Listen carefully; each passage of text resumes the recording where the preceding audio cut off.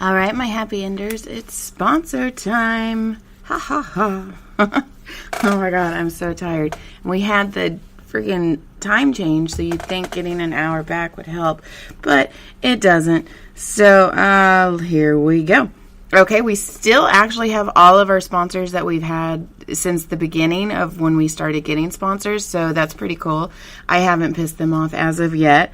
We still have Famous Smoke Shop, where you can get a nice fine cigar to dip in wine, dip in a vagina, dip in an asshole, whatever you want to dip it in. I mean, you get this awesome deal where if you use HOT20, HOT20, you get $20 off a $145 purchase or more. Or you can use HOT10, which is HOT10, and you get $10 off a purchase of $85 or more. So, I mean, with these prices, you can get a couple cigars and dip them in different places or just smoke them if that's what you're into. We also still have Handy App, which is amazing. Just the name alone, Handy App and Happy Endings, is just it's just a partnership that needed to happen. But Handy App is your one-stop app for anything that you need, such as house cleaning, pool cleaning, putting together that frigging IKEA crib that you bought because you had a house party and accidentally knocked that chick up. It's okay. It happens. And then we all have stepsons. Or at least I do. But if you use promo code APPSAVE30, which is APPSAVE 30, you get 30% off your first booking. So if you need anything, like call them, they can fix it. Don't call them. Go on their app. Don't call them. That would be weird. We also still have Shoe Dazzle. Shoe Dazzle is awesome. It's a monthly subscription where they send you shit. I mean, shoes, not shit. Awesome shoes. And I mean, all of us are shoe whores. If you're not, you should become a shoe whore. It's better than... No, I'm not going to say it's better than being a real whore because being a real whore is kind of fun, especially in college. But Shoe Dazzle, if you use their promo code HAPPYSHOES, which is HAPPYSHOES, you get $10 off your first style box, which is fucking awesome. And then you'll be addicted. So why not? We also have Dollar Days. Dollar Days is an awesome website where it's just everything in bulk. You can get kids' clothes in bulk because of that girl you knocked up. You can get shampoos, everything you're going to need to clean this kid you accidentally knocked up that the Handy App people built your crib for. It's amazing. For them, Dollar Days, you can use Happy Endings 20, which is HAPPYENDINGS 20, and you get $20 off a purchase of $200 or more. Or Happy Ending Ship, which is HAPPYENDINGS SHIP, and you get a flat shipping rate of $9.95 or more. And we still have Blue Apron. Blue Apron is awesome. Blue Apron's my favorite. They grocery shop for you. They send you the recipe. Like, everything's there, and it's amazing. And if you just go to blueapron.com/happy endings, which is BLUEAPRON.com/HAPPYENDINGS, you get 30% off your first box. It's amazing. Like, I cannot tell you how awesome Blue Apron really is. I mean, they send everything to you. It's a monthly subscription. You can also hold it if you're going to go out of town where you're not getting the boxes, so you're not wasting food. But I'm telling you, it is worth it. Now, this episode is LeeAnn Kreischer, Bert Kreischer's wife. We actually did it. I'm sure you heard her in the Bert Kreischer episode where you will hear Bert in her episode. You'll hear Bert a lot in this episode, but it was a very fun episode, and I hope you guys enjoy. I did a half Schubert. Yes. Half Schubert. Half Schubert. You can shut those doors and it makes the noise better. Okay. We'll just do it. Oh, that's me. Ew. Don't want pictures of me. I don't like that. All right. Hi. Hello. Okay. So wait, how long are these massages? Are we doing abridged versions? How long is the podcast? Do you need to be mic'd? No. It's surround mic. It's good. Oh, good. Yeah, Okay. you see the levels coming in? Yep. Exactly. Yep. So, all right. I got the picture. All right. How long have you been a massage therapist? 11 years. That's a long time. I had my middle son is actually my first son. My first son's my stepson. Okay. But I raised him because his mom's So, when I used to work at Microsoft, and when I had him, they sent me the estimated time to come back to work. And I looked at my husband, I'm like, please don't make me go back. And he's like, well, what do you want to do? I'll just do massage school for a couple of years, and then something else will kick in. And that was 11 years ago. How about that? Yeah. Are you happy as a massage therapist? I'm happier now. I like the podcast. Yeah. It makes me realize how much I like the podcast more than real people. Yeah? Yeah. What do you mean? Well, because Priscilla, shut up. like I know I am allowed to talk during the podcast. Where when I work at a chiropractor's office, and I can just be as nasty as I want, and I know I'm not going to offend anyone, and if I do, it's okay. You're getting a free hour massage anyway. Right. But at the chiropractor's office, sometimes I have to behave, or some people want to go to sleep, which I understand, but that sucks for me. Right. Well, yeah, you kind of have to help a massage therapist, right? Yes. You have to be present. You have to breathe through pain. Yes. So I like this, and then I have I do comedy, which I really want to start getting into more, and then I have 6 books self-published. What? Because I'm a nerd. That's awesome. What are your books about? Romance. Oh, that's even better. It's so dorky. It's not dorky. It's not dorky at all.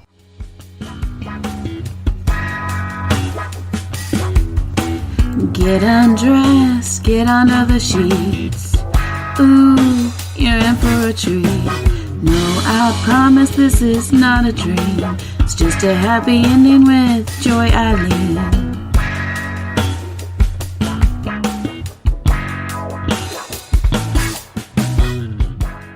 So I guess I should say that I have LeeAnn Kreischer on the table now. I always forget to do that. Our dog Priscilla is stalking you, pushing on her. She's like, wait, hold on. Are we getting massages? She's my dog. She may be a little protective. She's So if you need to beautiful. put her outside, No, that's fine. you put her all the way in the house because she'll just knock on the door. We have a Basset Hound pit bull that's No way! yeah, got a big head. Oh, I bet that's adorable. Oh, he's crazy. His Does- name's Farley. Does he have pit bull legs? He has Basset Hound body, pit bull head. What legs, though? A Basset Hound. Oh, my God. He's so short. He's adorable. He can barely get on the couch. Wait, let's go back. Can we talk about the fact that sometimes people don't bathe? Oh, yeah. So one time I got a massage. I had gotten off a plane from South Africa, and LeeAnn booked me a Burke Williams massage. Oh. No, maybe it was yeah. And I went straight to the massage, and the lady got done, and she goes, sometimes you can shower before you do the massage. And I was like, oh my God. So you're guilty. I was so guilty of it. Yeah. That's Bert Kreischer, everybody. I can't believe people would not shower. I can't believe she would. I would never. I've been on a plane for 33 hours. I've done some swamp ass before. I've done some times where I lift the sheet and I'm like, oh, that's green gas coming out. Oh my Yeah. God. But I would never say anything. I pull.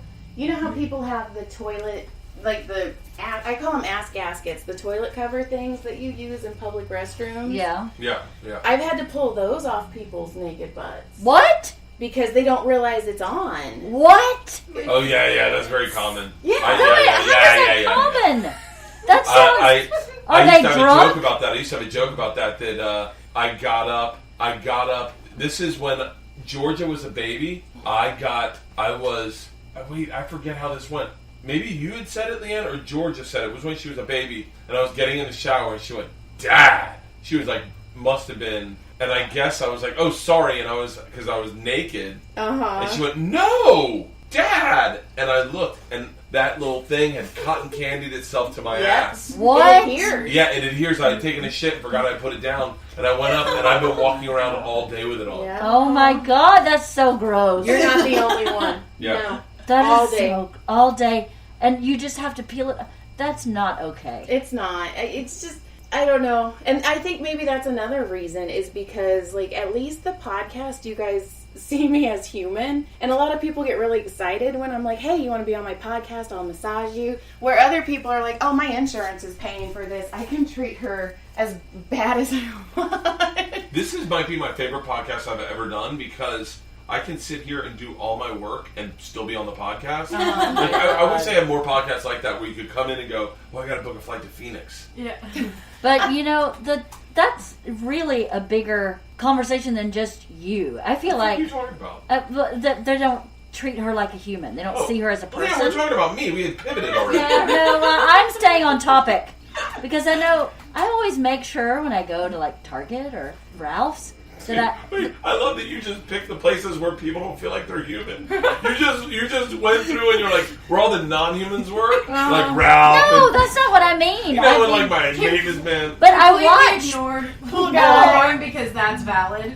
No, Yeah. I watch. My point is, I watch people in front of me check out and completely disregard the person who's ringing them up. I know. And I go, that's not cool. They're a person just like you are. They just happen to be ringing up your what you're buying. So you have to look at them and say, good morning, how are you today? Well, because it's just common human courtesy. It's just like a drive-through. Like, I have my husband trained. Can I get a blah, blah, blah, please? And then at the end, he says thank you, and I trained him. LeeAnn did that shit to me. He's the worst. No, I'm not the worst. Well, you're much better now that I've trained you. I was being short with people that I didn't mean to be short with. I just was not being as friend. I was scooting past them. If that makes sense. And it started with this girl Carmen on my buddy Cowhead's show, Mike Calta. She got drunk one night on a cruise and said she didn't like me, and I got fucking pissed. And I go, "What do you mean you didn't like me? I'm the nice guy in the world." She goes, "No, you're rude as fuck. You call up and you go, 'Is Cal there?' Yeah, let me talk to him." And then LeeAnn heard me do it and goes, "That is rude." And I went, "What do you mean?" But I was being to the point and short. Yeah. Just going like, I'm calling to get... He was trying to be efficient. Efficient, yeah, that's it. But it was just straight up rude. And then I realized that I don't want to pander and go like, "Hello, how are you doing today?" But it just to take 1 second to make everyone feel like you're human. And what's crazy is I do that aggressively to strangers. If I see someone, no, I mean the other side, like be friendly. If I'm at Gelson's, I almost play a game if I can make people smile, because I feel like that's part of the reason I got into stand up. And LeeAnn's like, "You're so good with strangers, but then people that you interact with on a daily basis, you're so short with," and called me on it. You're right, like fixed me.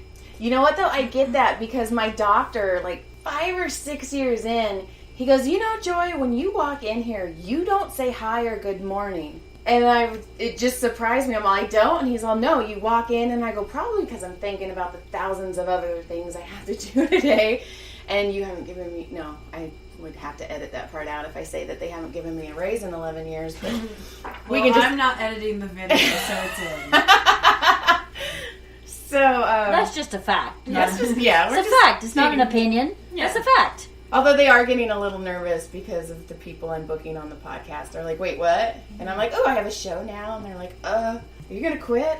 I don't know. Maybe one day. So tempting her to quit. It's very easy to talk during a podcast. I talk too much. No. I talked to this girl. You mean in a what's massage? Can we talk about the elephant in the room, which I'm sure every comic's talked about? But I am so overtly letting her know that there is nothing sexual going to happen that I think I almost make her think I'm trying to get sex. Like, I'm so over the top of going like, "Just so you know, I'm not wearing underwear. I just want you to know that." Because I don't, there was never like I wasn't a massage guy growing up, and then I started getting them when I met LeeAnn. Yeah. And LeeAnn's like, "Yeah, you just go naked." And I was like, "Okay." But I'm always like, "Just so you know, I can't imagine the type of human being." I gotta be honest with you, if the whole Me Too movement just stops dudes from trying to get hand jobs at massages, then God bless it. If I could give you a high five right now, yes. I didn't even know that existed. Oh yeah. Oh God, yeah. And I was Dude, I've heard guys talk about it before they get a massage, where they're like, "Dude, hey, can you?" And they're like, "Oh yeah. You just gotta give her 100." And I'm like, "What are you?" Yeah. We won't say who, but there is a comic one night who was very smashed, who kept coming up to me and he's like, "Joy, off the record. And I'm like, "Whatever you're about to say, I don't want to know. Like, I don't want to know." And he's like, "Off the record, I was getting a massage and she gave me a hand job, but I really just wanted a massage." And he was upset. And I'm like, "Where are you going?" Right? Stop. And then now he ignores me because I think he realized, oh, maybe I shouldn't have told her I got her a hand job, or I got a hand job and my girlfriend she knows very well, so Uh-oh. we don't talk anymore. Aw, that's too bad. It's okay. There's a comic, I won't say his name, but he was talking about, he was like, he always went to this place to get hand jobs. He was telling me about it. I've never, not that I out myself now, but I've never done that. I have a problem with confrontation. So that if someone said no, that would destroy me forever. So like I think that's the problem inherently in that. But he said he went in one time and they were like, and the lady was like super nice and like, can't believe you're here today. And then gave him a hand job and then she goes, it's crazy, we don't have a lot of Jewish clients today. And he goes, why? She goes like, oh, today's Yom Kippur. He was like, oh, I got a hand job on the Day of Atonement?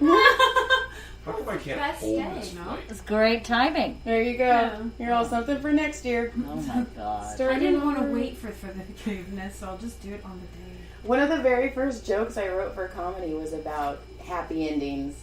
And it was basically like, I don't know, like, do you do it at the end of the massage? And what if he doesn't come and I'm busy and I've got another client who's coming in? Like, do I pat him on the back and say, like, maybe next time? Like, I don't. Oh, yeah. No. But, whatever.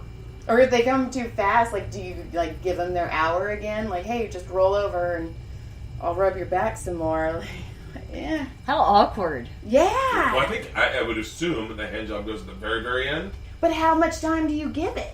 Oh, yeah, I don't know. Oh, that's a good point. Yeah. I guess you got to get good at the hand job so you Right. can. And then my, like, other joke that I wrote was, you know, I don't give hand jobs because workers' comp doesn't cover tennis elbow. Ha And I'm like, and I need my moneymakers.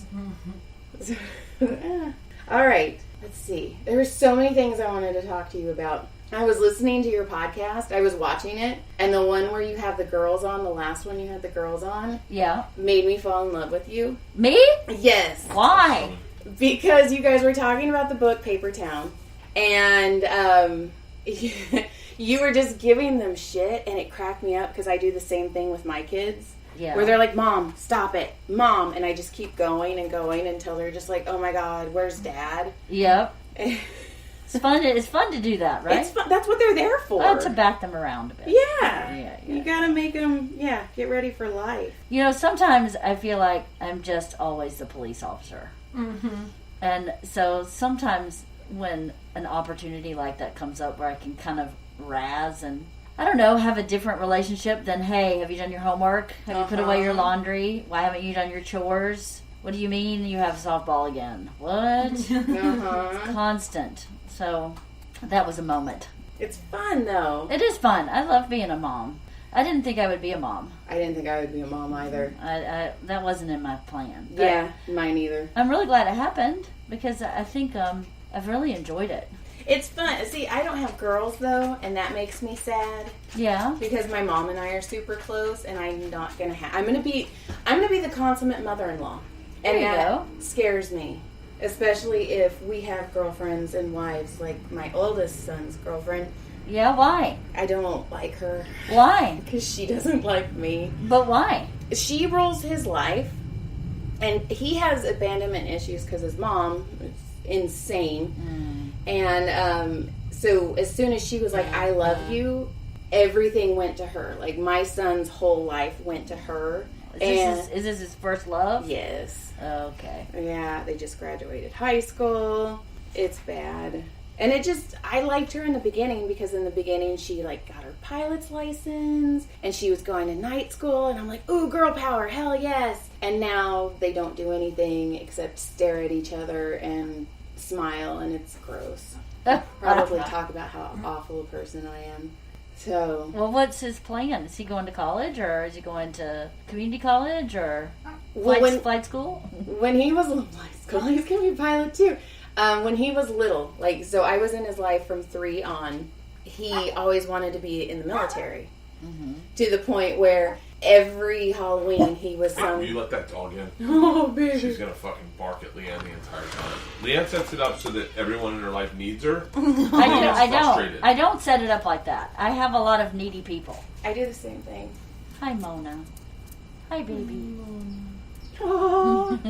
Hi, baby. Yeah, I know. Mona, you're not gonna just sit under her face the whole time. Like, Come here, watch Mona. me. Get up on the couch. Watch me, Dad. Oh, there you go. So your son always wanted to be in the military? Always wanted to be in the military. He has a little hero complex, which I get. Like, he wants to show that he's not his mom, which I get. But when he got his girlfriend, her dad is a firefighter. Mm-hmm. And so now he's going to be a firefighter. Oh, okay. Which is okay, but I hope he's happy with it. You know, because that's all you want is them to be happy with their decision, don't do drugs and stay off the pole, which is pretty easy for me because I have boys. But I don't know. Yeah, I guess, you know, it is worrisome, I think. What if just for them, you just want them to be happy. You do. You know, I just want my kids to be happy. Isla, our youngest, was, for some reason, has started thinking about high school already. She's only in 7th grade. No, it goes fast. But last week, she asked me, she has a best friend from kindergarten named Lily. And she said, can we go look at Lily's school for high school? And I was like, well, Lily, you know, I didn't say this to Isla, but Lily is like a gifted student. Like, she's a typical learner, really, really bright. Okay. And Isla's really, really, really bright, but she's dyslexic. So she's not a typical learner. Uh-huh. Learning is really hard for her. Or not, that's not true. Learning's not hard for her. But learning by reading is really hard for her. Uh-huh. So I called Lily's mom and I was like, so Isla said she wants to go to high school where Lily is. What are your thoughts about that? And her mom was like, I have to tell you, it's highly academic school. I was like, I don't know if Isla would really like that. So she asked me about it again.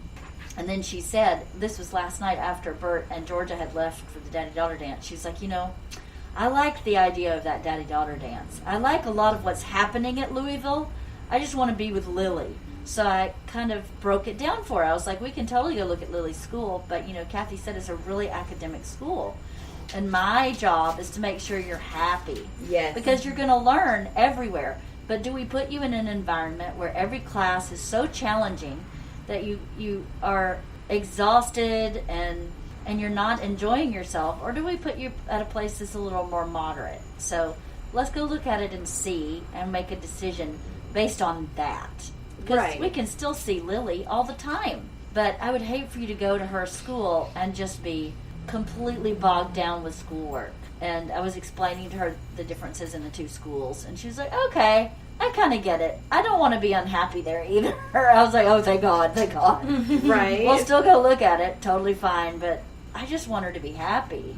And the school she's in now, she still struggles, but she's so happy. So then you go, well, then that's where she should be. Exactly. In high school, you want them to have fun because after high school, they get kicked out in that world and they're like, here, decide what you want to do for a living. Yep. Here, you know. It's forever. Yes. It's really not. But It's not. that's what everybody makes you think. It does. It's very pressure. There's a lot of pressure. A lot of pressure to make a decision.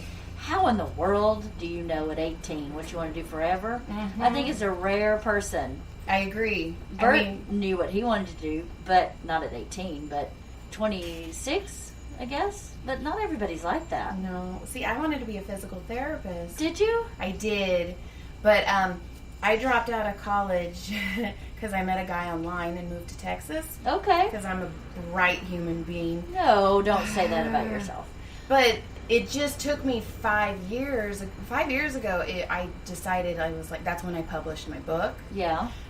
And I took my husband, he had to help me like find my self-esteem again because my ex-boyfriend just took it completely out of me. And then I started publishing the books, and then I'm like, I like comedy. I like making people laugh, especially about the bad things. Like, if I can make somebody laugh about, you know, my abusive boyfriend, then it's okay. Like, it happened for a reason in a way. Yeah. And that's kind of how I did it. So I just now started finding out who I want to be. And that's kind of what I tell the kids. I'm like, don't wait. Look how long it took me. I'm 37, and it took me this long to be like, okay, I want to be an author. I want to be a comedian. So that's kind of what I'm trying to instill in them is do something you love, and we'll figure it out later how to make money off of it. That's exactly right, because I was talking to Georgia, who's 14, about this book that I'd read that I talked about on one of my podcasts called Girl Wash Your Face. Uh-huh. And I was like, I don't need this book. I've already done all this stuff. I don't need any of this advice. But this book would be really good for like a 20-year-old.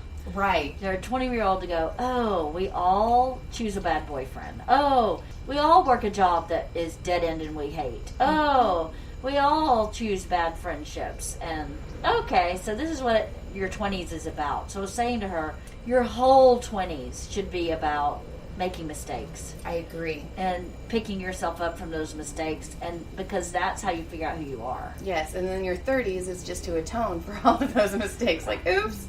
I don't know if it's atonement. I think it's fine-tuning. Right. Where you go, okay, I've already dated that guy. Yes. It's a different guy, but it's pretty much the same guy. So I'm not going to do that now. No, you find your hard no's. Like, okay, no, that's, I did that, don't want to do it again. Yeah, exactly. So if you can just allow yourself to know that your 20s are all about making mistakes and learning from them, then I think you can give yourself a break.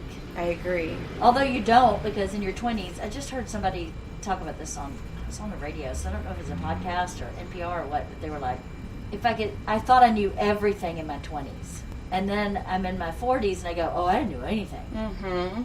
And now I'm so aware that I really don't know anything.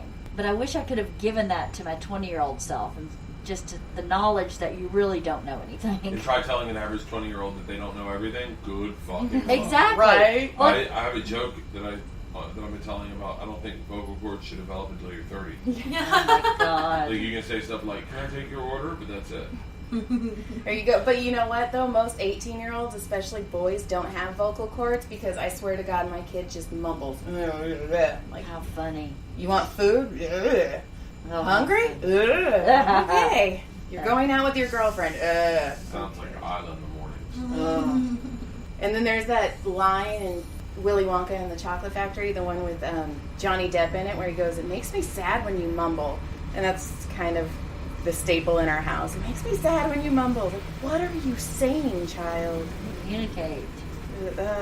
No. But you know what, though? Around the 20-year-olds who are open micers, it makes you see that they don't know anything, and you don't want to be around 20-year-old open micers for the rest of your life. It's just really hard to have an opinion about that. Well, I mean, stand-up is so... Hey, shut the fuck up, Mona. It's the air brakes. Stand-up is so important right now, and so many people are looking to it for answers, and then you look at these 20-year-olds, and their job is to kind of like try to do what Rogan and Burr are doing, you know, where they're talking about life and dissecting it. That you're just like, you're not ready to do that. Mm-hmm. Just I gotta be honest with you, I'm not ready to do that. I think that's why I talk about stories of my life, even if it is about buying a gun.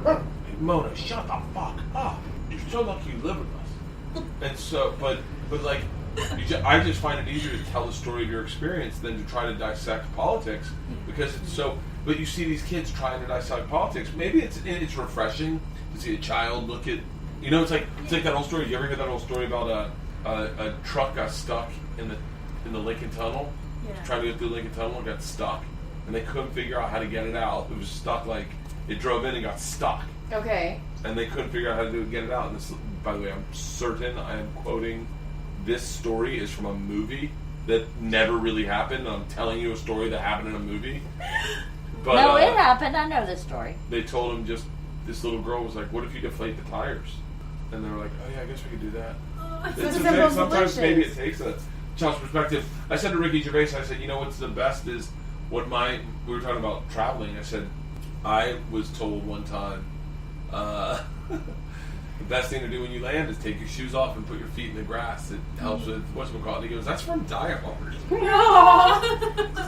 It was? Yeah, it's from fucking Die Hard. But if you think about it, it came from somewhere, because I know a lot of the stuff like I put in my books or like scripts and stuff that I write is from real life. Yeah. You know, so somebody's grandma probably said that, and they're like, "Oh, we should put this in the Die Hard movie," and then the grandma's like, "I should get writing credit for that."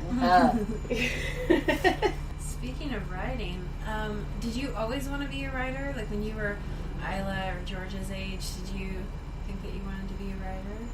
No, but I was always good at writing. I wrote a short story in 7th grade, and it went to the state finals for creative writing. So I was always really good at expressing myself in writing. But no, I went to college to be a high school guidance counselor. And then life derailed me. You know, my dad going through a divorce and had a bit of a breakdown and moved into my dorm with me. I was date raped, and I just went, you know what? I'm going to go to a different school. I need to get out of town. So I changed my major to finance, and I hated it. I was really good at math. I have one of those weird brains where I scored the exact same score on my SAT for math that I scored for English. I have the same exact score. Okay. So I have that weird brain that does math and creativity. So I was like, well, I'll just do finance because you'll always get a job in finance somewhere. And the school I went to, I didn't like their psychology department. So I had to choose something else. And I was so unhappy that my mom was like, you should take an acting class just for fun. So I did that, and in my acting class, the woman in Atlanta said, you're actually really talented, you should go to New York and study. So I did that. I went to New York and studied acting very seriously for a couple years. And when I was done studying, I couldn't get hired, so I started writing my own stuff so that I could act. So that's how I started writing. And then when I moved to LA because New York is a hard town to live in. I enjoyed the 4 years I lived there very much, but at a certain point, I started feeling really claustrophobic because I grew up, in Georgia, which is so green and open, and New York is not. And I was like, I'm just going to give LA a shot. And if I don't like it, I can always go back to New York, but I'm gonna give it a shot. And I came out here and talking about learning yourself. In my 20s, I thought I'd be, an actor, and I got out here and I was like, I'm really not good at self-promotion. I'm really not good at saying, I am the best person for this role. I'm really good at saying, yeah, she'd be great also. And she would be great also, so I'm not going to fight for the role. It's either mine or it's not. And you can't survive like that in LA. No. So I just went, you know what, I'll just go back to writing. And I've acted while I was here. I had this one director that put me in all of her movies. She's actually become a pretty good director now. Who? Susan Johnson. I did a lot of her films, and this one guy who kept putting up plays, I always acted in his plays. And then at a certain point, I was like, I'm just not an actor. I think I'm a writer. So I kind of came across it that way. Bert and I talk about this a lot. I think people, especially in Hollywood, have a hard time allowing their dream to change. Yes. Where you go, I came out here to be an actor, and I'm going to be an actor until I die. Well, for some people, that was maybe just a catalyst to get to what you're really supposed to be. And I really was not meant to be an actor. I just don't have that kind of ego or bravado or whatever it is, and I mean that with all respect. You have to really believe that you are the person for that role. Yes, you do. And I just don't have that. So it's hard to allow yourself to go, well, let me let that dream go, and I'll invest in this other dream. So I didn't really know that I wanted to be a writer. I just knew I was really good at it. And then when I started writing, it was really effortless. And typically when you're on the right path, the path is effortless. Doesn't mean it's not hard work. It just means it kind of flows, and you're not just banging your head against the wall to move forward. And for writing, it was definitely effortless. Not just the writing itself, but I had a writing partner at the time. We optioned 4 scripts. 1 script got made, and studios had started reaching out to me to develop like books into screenplays, and so it was flowing. And I always have believed that that's how you know you're in the right place. That if you are working really hard, things should start coming to you. It doesn't mean that you should be a millionaire the next day, but things should start. You should start building. Your career would naturally build at whatever pace. But if you're still in the same place years later, I feel like then that's not a flow. You should maybe look at that and go, I wonder what I'm blocking. I wonder what the universe is trying to give me that I'm saying no to because I'm still stuck on saying yes to this other thing. Right. And you should be happy too. I mean, you're going to have your setbacks and bad things are going to happen, but if you enjoy where it's going, like I always look at Emily and I go, we're doing something, right? We're doing something. And she's like, yeah, we're doing something. I'm like, okay. Yes. That's all I need right now is a something. You are, and you just need it to grow a little bit. Yes, I did. What kind of roles did you write for yourself when you were writing like plays and things? For myself, Yeah, you were saying that you. I did. Yeah. I like you, wrote romantic comedies. Oh, I love it. I was a rom-commer. Oh, yes. So I always wrote myself when I was in New York. I wrote with a couple other people an evening of like one acts. Oh. So I wrote a one act, and I was I don't even remember what it was about. I'll have to dig it out. But I was in love with some guy. I love it. But then the screenplays I always wrote. I didn't write those for myself. I wrote them to sell them. Uh-huh. And they were all romantic comedies. I love it. So I love romantic comedies. They don't make them anymore. The studios are so focused on big budget, big returns. And you go, well, why can't you have small budget, adequate return? Right. Why can't you do that? There's nothing for me to watch. I don't want to go see Marvel movies. I agree. And I don't want to go see The Shape of Water that's so heavy. And I want to go see something that's fun that you can just escape into. Like Jumanji, which is not really a romantic comedy, but that was such a fun movie. It was a fun movie. And they don't make that on a smaller scale. No, they anymore. don't. It's all. You're right. It's all. We want the biggest crashes. They Yeah. all just want to show their dicks to each other. Or Like, look whatever. What a big mine is. Yeah, there's no When Harry Met Sally.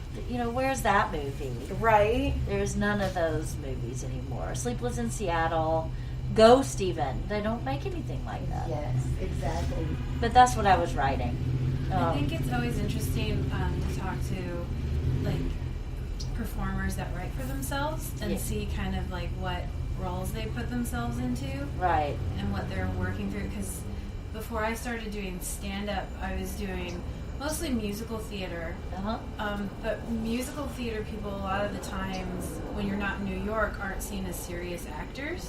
Uh-huh. And I desperately just wanted to be seen as a serious actor, so I started writing my own plays. Yeah. And they were all like dramas and heavy and things, because I think it was also trying to work through like sad things Yeah. too.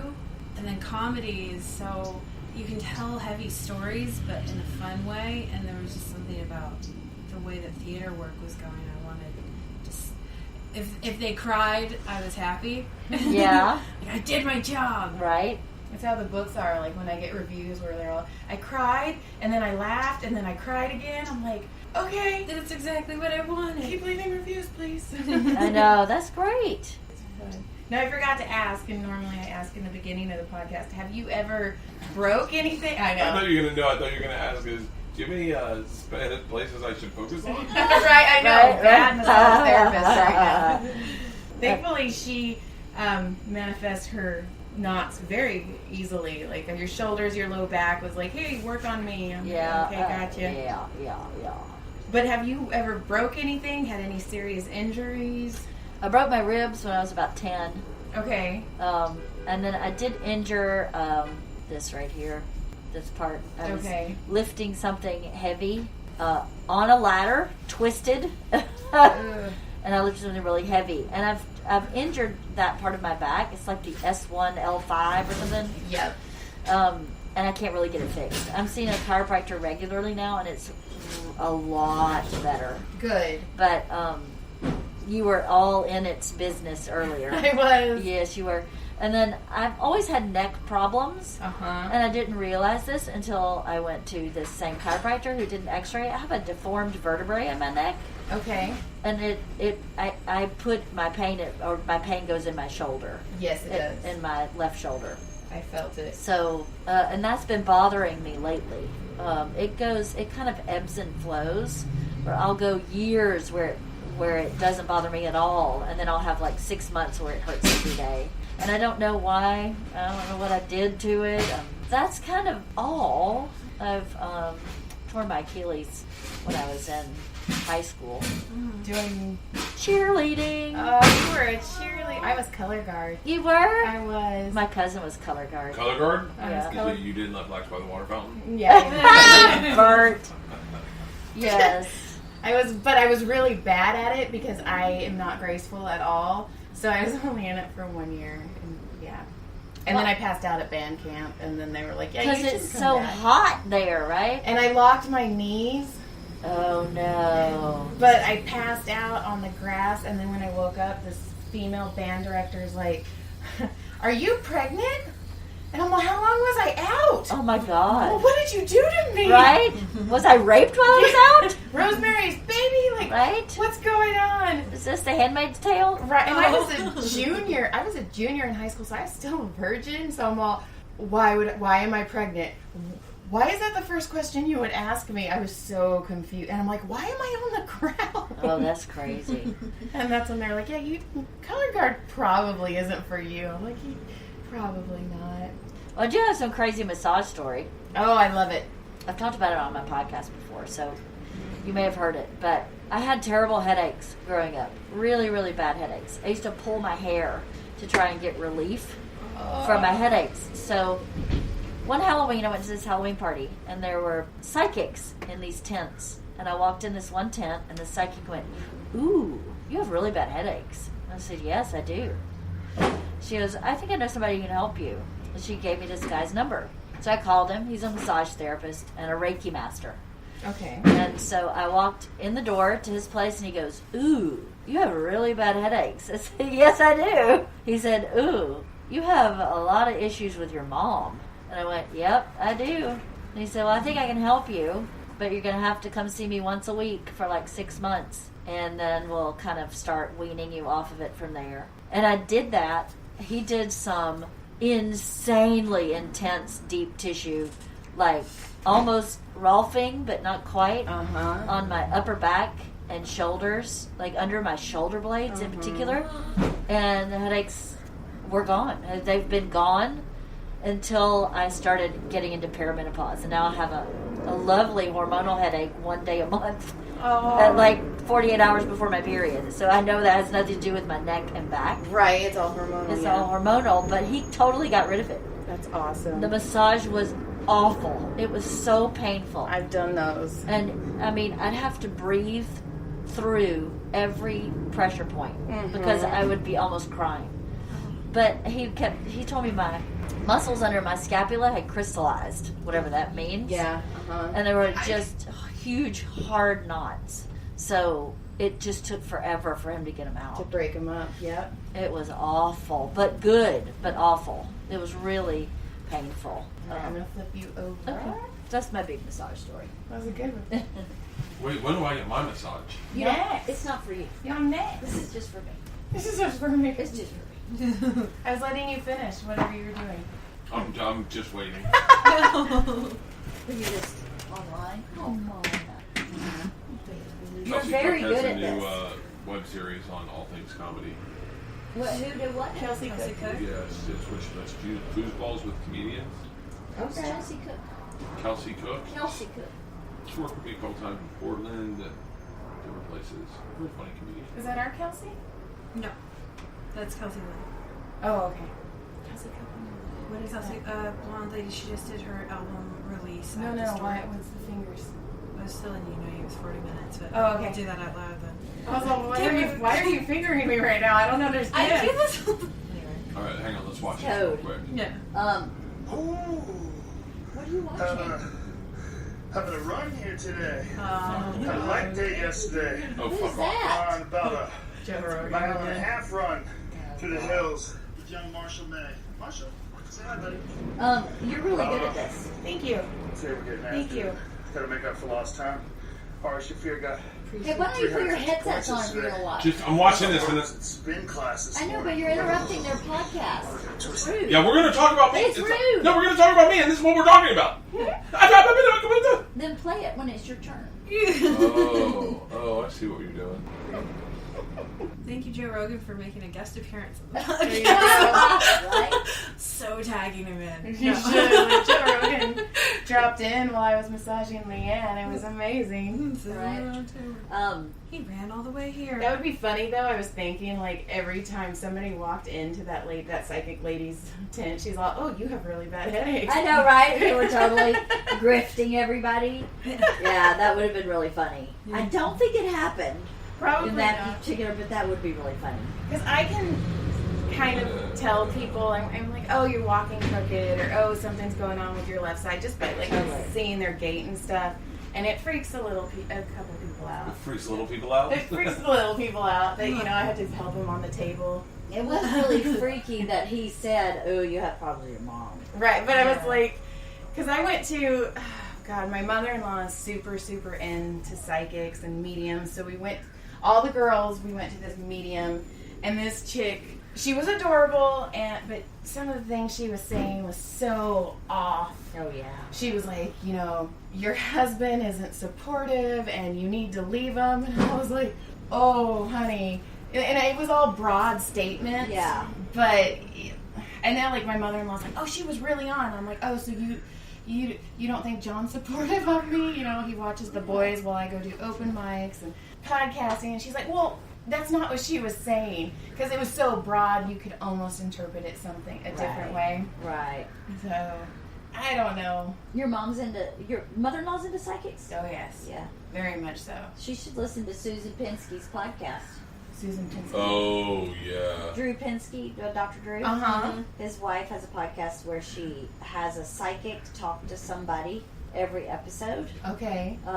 Sometimes two psychics. She'll have one call in and one be live in the studio. And I did that. Bert and I did that podcast, and that woman was a legit psychic. That's insane. Okay. She was legit. So the people that are on her show, if your mother wants to go see a psychic, I would look at those people on that show. Right. Because that woman was saying all kind of stuff. She was like, you should be a writer. And I'm like, oh, okay. I should. That's crazy and very specific, and she said a bunch of stuff on that episode. You should go back and listen to it. It's been a while. I'd be terrified, though, if I went and saw a psychic and they're all, you should just be a massage therapist. Like, everything else you're doing, you should stop, because you're really good at just massaging. Joy always goes to like the worst I case do. scenario. I've noticed that. I've noticed that. It's just like You're not good enough. I know. All right. Like when people are like, oh, I want to read your books, the first thing out of my mouth is, they're not that good. But why do you do that? Because that's what real fucking artists do. Yeah. Yeah, you know who doesn't do that? Who? I'm not gonna name names, but fucking comics are like, I fucking killed that. I fucking murdered. And you're like, I just watched that show. Is that what you define as murdering? You think that's murdering? Oh, But wow. you say that to me all the time. Dude, about you're my you. fucking wife. I can say that I had a good show to you. I don't come off stage like, lit that room on fire. Yeah. If someone goes, Bert, what do you think, how's your stand-up? I go, right now, honestly, it's a work in progress. I know. Every time I get off, I'm like, it was terrible. It was terrible. Even if it was like a really good response, and then you just deconstruct it going like, was that laughter? Like, Yeah. Well, just like you, I got off the potluck on Monday, and she's like, you did really well. And I'm like, no, I didn't. There was only 4 people in the audience, and one of them hated me, and I need chicken tenders now. I would never be a stand-up. Never. Oh, It's a terrible job. I would be a wreck. I don't know. It's awesome.